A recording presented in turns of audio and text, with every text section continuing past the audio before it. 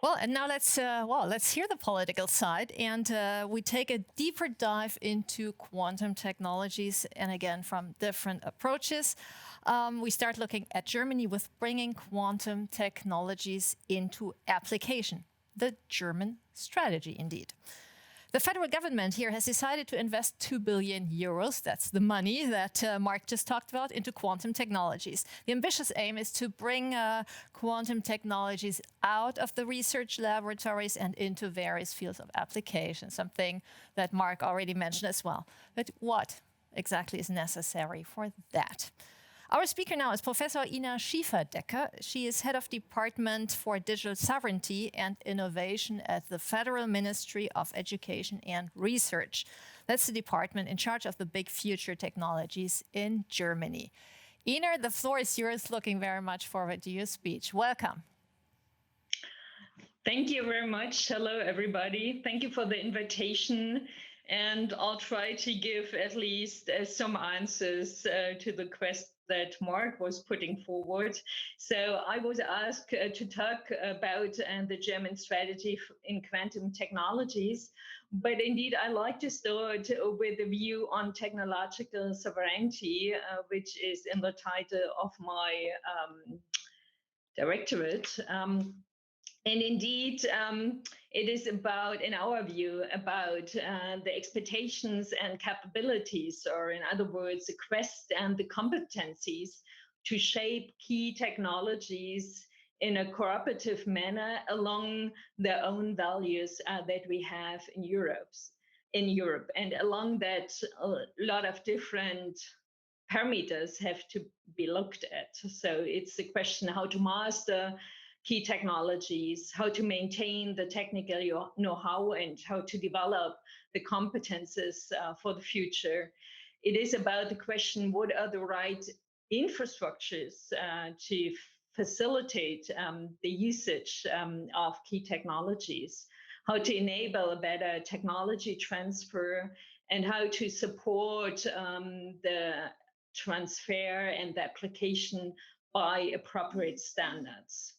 So you may not be surprised to see that, or to hear that, of course, quantum technologies are part of these considerations, how to enable technological sovereignty, which is not about autarky. It's about cooperation. It's about competition on a level playing field. And in order to improve the standing in Germany and in Europe, the Ministry for Education and Research already created the government program on quantum technologies led by the BMBF back in 2018.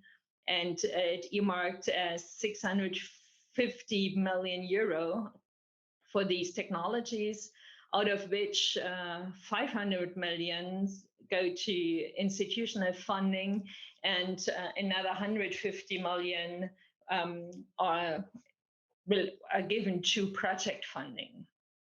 And with the government program, we try to strengthen the research landscape for the next generation in quantum technologies. We try to support the creation of research networks which target the application of quantum technologies.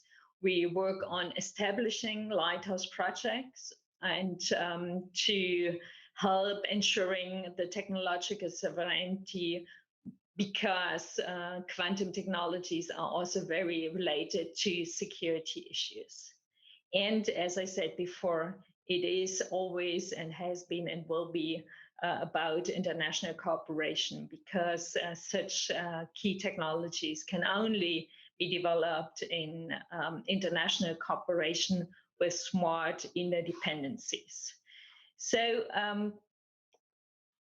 this program is defined along matrix structure, where we address as main technological fields quantum computing, quantum sensing, and quantum communication. And in addition to that, we also support cross-cutting concerns like the support of developing enabling technologies for those quantum systems. We put measures to strengthen education and research, also via junior research groups. And to have a short look at some of the calls which we issued since 2017. There have been calls on quantum future for quantum junior research groups. We ask for proposals on key components for quantum technologies. We ask for application scenarios in quantum communication. We ask for outreach concepts for quantum technologies, for sensing, metrology, and imaging, but also started already calls for quantum computing, looking at appropriate algorithms, good software approaches, and at the end, potential possible applications. Would also we combined these calls on the software side with the calls on the hardware side to look into quantum processes and other technologies for quantum system. And of course, we also, as my department is for research and innovation, we looked into measures which can help creating a startup ecosystem around or for quantum technologies, so that we also help startups in quantum technologies and photonics. Let me come to the Quantum Future Academy, which is about giving support for young scientists in different fields, in particular in natural sciences, engineering sciences, but also computer science. And with the Quantum Future Academy, we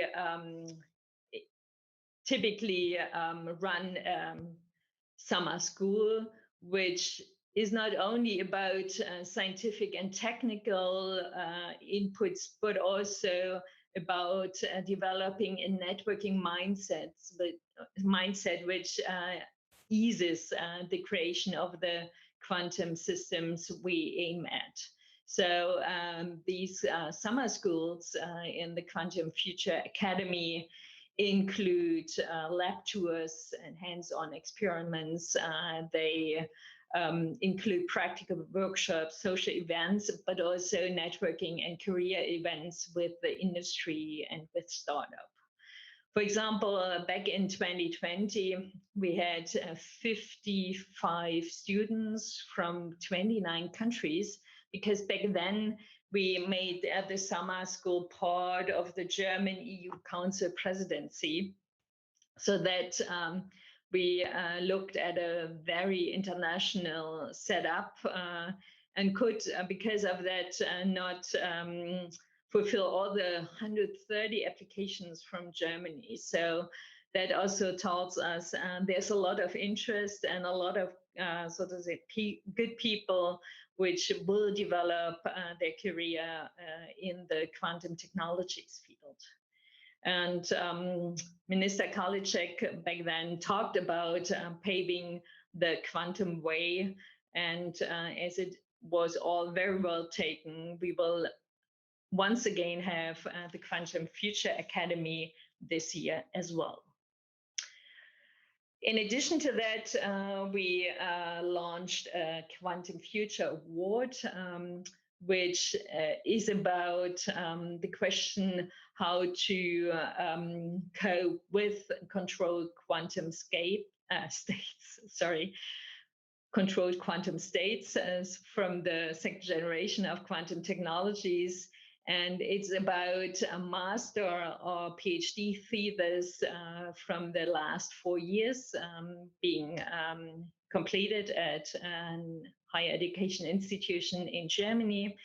And the selection is done by an international jury from research, industry, and politics, and finds once again a very interesting submissions and gives to the winner some 6,000 or 4,000 euro, which allow them to improve their studies and to have some study travels in the world.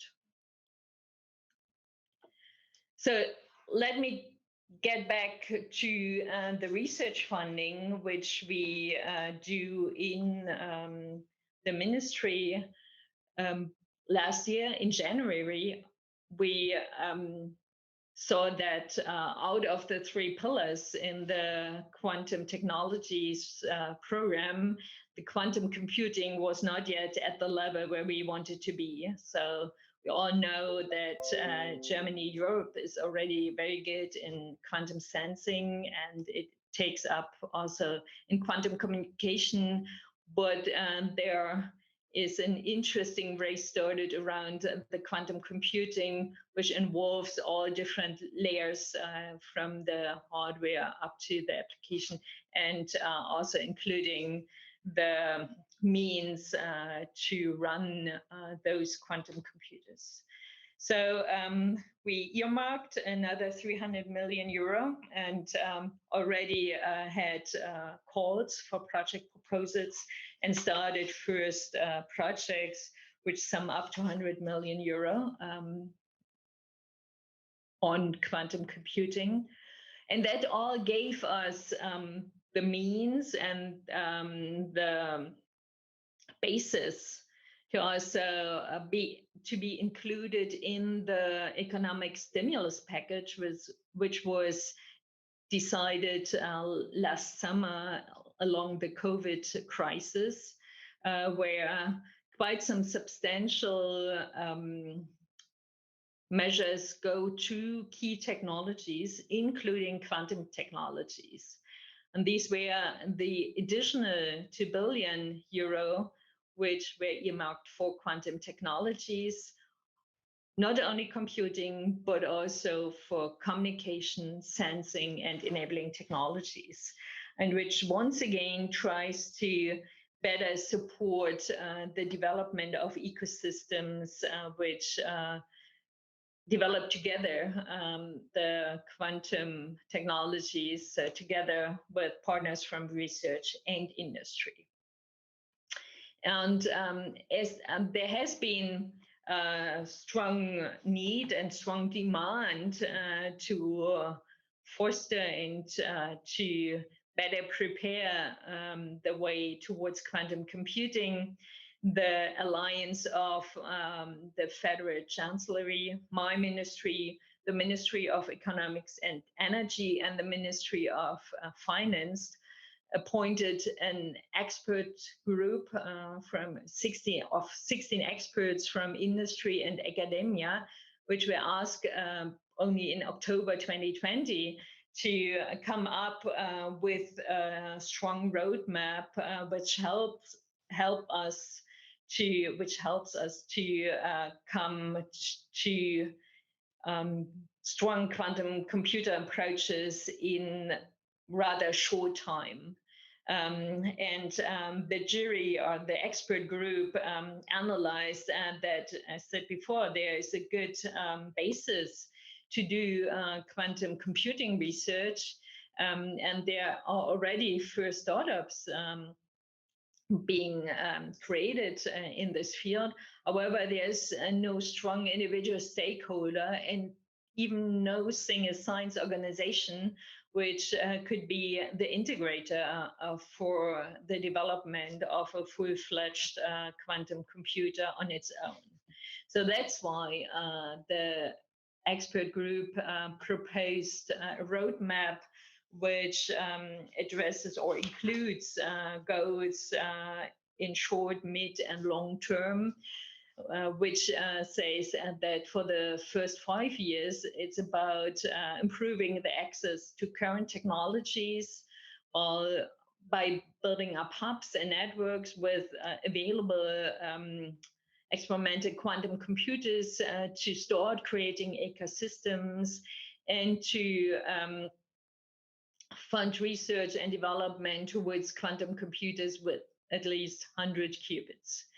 In midterm, so for 10 years, the roadmap talks about the demonstration of the quantum advantage for practical applications and to bring Germany and Europe together also as one of the forefront players in the field. And long term, of course, it is a question how to come to universal quantum computers which use also error correction. So, and once, please remember, they started only October, and in January, they presented the roadmap to the Alliance. And afterwards, the ministries with other ministries, which, so to say, come from, let's say, also interior for security matters, created a concept which is very much aligned with the roadmap of the expert group. And we were by that able to present this month the stimulus package, which allows us to put, for my Ministry for Research and Education, another 1.1 billion euro for project funding in quantum technologies. So, and these 1.1 billion euro are in the beginning reflected in 5 calls, which we launched already. And our goal is really to start the next round of projects. I said before, we started already project already this year, so that really the whole research landscape gets another push into the development of quantum technologies and helps us to create a strong quantum ecosystem. So for this 1.1 billion euro, the recent initiatives include another call for the enabling technologies, a call for quantum future, so on networking and training measures, and to support research along innovative lab setups. They are closed already. However, the technical calls are still open, and they call for quantum computer demonstration setups and for application networks in quantum computing. And we have 2 more open calls. One is for junior research groups, and one is on lighthouse projects in quantum-based sensing. And indeed, there will be more calls to come which address the whole value creation chain from basic research to application and transfer, and including infrastructural means. So, and for that, let me get back to, also I talked about the national initiatives, the quantum technology program, the quantum computing roadmap, the stimulus package on quantum technologies. I like to point out that all these initiatives are always thought in an international setup, in the view of that international cooperation and collaboration is the true mean to succeed in this regard. So we also, of course, support all the upcoming calls in Horizon Europe. We support the IRANET Quantera, which had already created very interesting calls and projects, and which has a recent call with 2 foci on quantum phenomena and resources, as well as on applied quantum science. And of course, Germany welcomes and supports the actions of the quantum flagship. Which brings me to the end of my short overview on the thoughts we have around quantum technologies and quantum computing. And thank you once again for having me here and looking forward to your questions. Thank Well, you. thank you very much, Ina, and for a great overview and demonstrating us not only the financial, the funding side, but also the public outreach. That was very worthwhile hearing.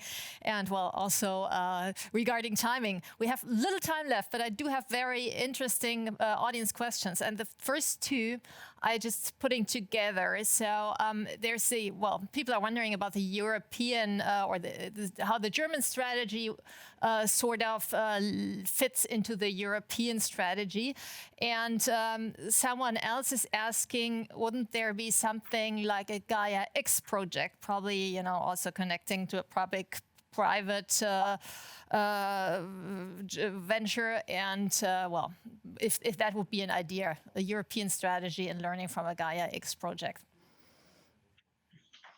Good questions. To